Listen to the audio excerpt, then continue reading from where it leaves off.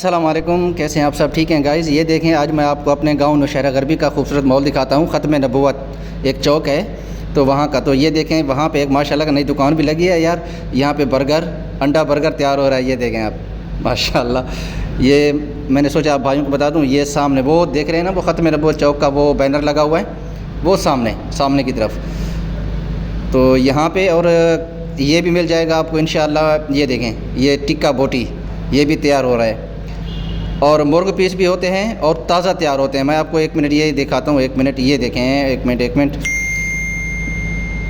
पहले ये लोग दिखा लूँ आप लोगों को। ये देखें आप, लोग देखें माशाल्लाह, रश है। अल्लाह पाक इनके रिज़्क़ माल में बरकत अता फरमाए, आमीन या रब्बुल आलमीन। ये देखें, अभी ये ताज़ी मुर्गी यहाँ से कटिंग की और मुर्ग पीस बना के ताज़ा दे दिया।